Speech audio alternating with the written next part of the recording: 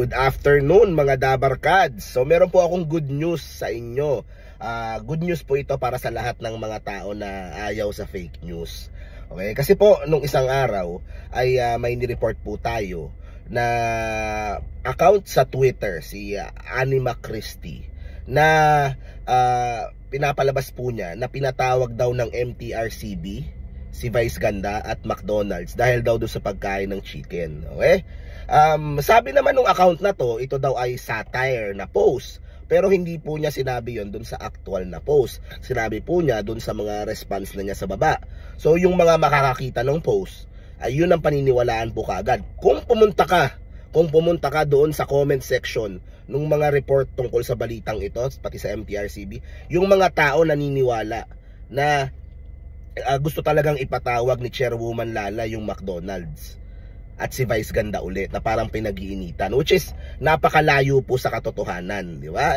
Ewan ko parang minsan yung mga tao, they believe what they want to believe, di ba? Porket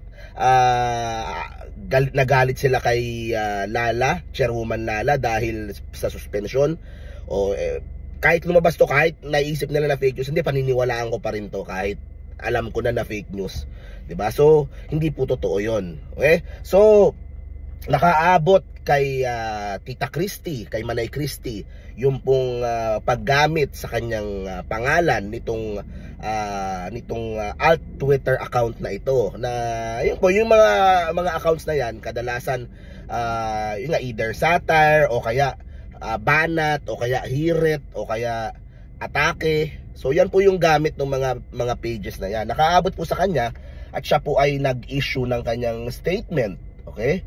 O, sabi niya ito, wala daw siyang malay doon sa account na yon dahil ang kanyang social media accounts lang ay yung Showbiz Now na at yung Christopher Minute, yung kung saan kasama niya si Romel Chica at si Wendell Alvarez. Sinabi din po niya na nakita lang niya itong balitang to nung napanood niya kay Batang Maynila Toits. So shout out, kaibigan natin yan, kay Batang Maynila Toits, kung saan tinalakay nga yung issue na yon. So kinlarify niya, hindi ko alam na ako'y sangkot sa kwentong ito. Noon ko pa sinasabi sa mga kababayan, wala po akong kahit na anong social media account. Yung mga naglipanan na FB accounts, 37 po yan, iba-ibang pangalan, posers po yun. Okay? Binanggit din ni Christie na nakakaloka po at may 2.6 million views na itong verified account na Alt Christie Fermin. Wala po akong kinalaman dito. Yung Christie po niya, pinalitan lang ng I. Yun. Pero matagal na raw po ito, sabi ng mga CFMers. Kasi klaruhin ko lang kasi pinapayagan ni Twitter yung mga parody accounts. Okay? Pero dapat kasi klaro na parody account dapat nakalagay doon parody dapat klaro. Okay? So pinapayagan na lang may parody accounts ni Elon Musk, may parody account no. Lahat ng mga sikat na tao pinapayagan ni Twitter magkaroon ng verified parody accounts. Kaya minsan nakakalito. Kaya nakakalito pa yan simula nung pwede mo nang bayaran yung Twitter para magka blue check mark. 'Di ba? So sabi niya dito, ako nga ang nagre-rekomenda pa ng mga vloggers na lumalaban ng parehas. Nakikiusap pa nga ako sa inyo na tulungan natin ang mga dumpster divers na Pilipino sa iba't ibang bansa. Yung mga lumalaban po ng parehas dito sa Pilipinas ay nakikiusap ako na pataasin natin ng views. At hindi ko alam na ako po pala ang mabibiktima sa pagkakataong ito.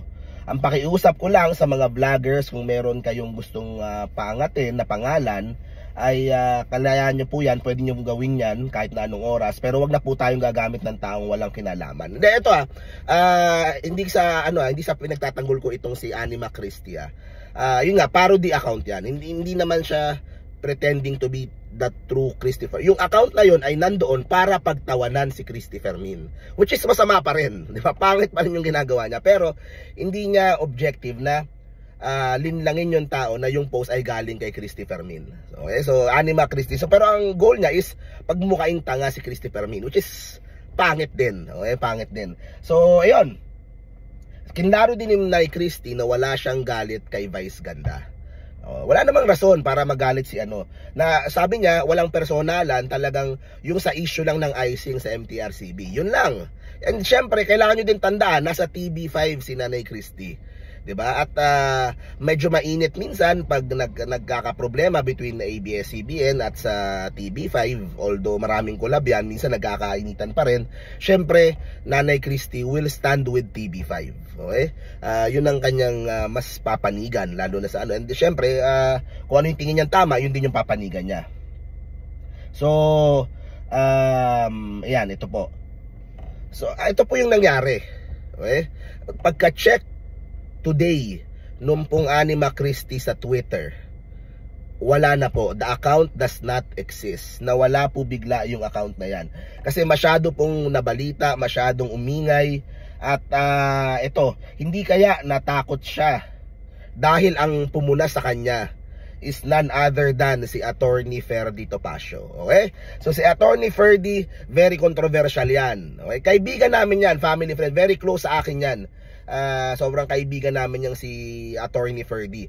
Pero controversial yan. 'Di ba? Nakakaawa yan ng mga kapamilya, nakakaawa yan ng ibang mga artista. Talagang very controversial si Attorney Ferdy. Pero nung nakita niya yan, hindi siya siguro natuwa, o baka hindi ko alam, baka tinignan niya itong si Alt Christie na account, si Anima Christie na account. Pagkatapos ay hindi ko alam, baka may sinabi siya na yung pagkakalat ng fake news ay pwedeng sampahan ng kasong cyber libel. O, hindi natin alam kung anong ginawa ni Attorney Ferdy, pero nakita ko yung pangalan niya dito sa post eh. So ito. At baka naman kinabahan itong si Anima Christie, kaya gano'n na lang. At ngayon wala na po yung kanyang account. Sa akin lang walang masama mag-post ng satire, pero iklaro mo sa simula pa lang kung na-satire talaga yung na post, di ba? Kasi ang daming naniniwala at nagiging style yan nitong mga ibang pro ABS-CBN pages. Satire pero napakaliit ng satire, o minsan walang satire na nakalagay doon sa actual na post, di ba? So it is a form of fake news din eh. So kailangan na din tigilan yung mga yan kasi maraming naloloko. Okay, so ako, it goes both ways. Kahit pa pro ABS ka, anti ABS ka, ayaw natin ng fake news. Okay, so yun, sana may deserve as a lesson na walang masama kung sabihin mo hindi ako agree, Chairwoman Lala, doon sa decision mo, mas kampi ako kay Vice. Walang masama sa ganon kung yun ang opinion mo. Pero yung mag-iimbento ka ng yan, McDonald's, tatawagin si Vice Ganda, tapos daan-daan libo ang naniwala, ayun ang mali. Yun ang mali. So ayun, so shout out po kay Attorney Ferdy. See you soon. At ayan, kay Nanay Christie, yun po, mabuhay po kayo. Tuloy-tuloy nyo lang po ang inyong pagiging pambansang source ng chismis natin. Okay? So at si Batang Maynila to, it's shout out din sa iyo, tol. Keep up the good work. So thank you very much guys. Nood po tayo ng E80 ngayon. Okay? Mamaya po live tayo sa Eat Daily. Bye bye guys.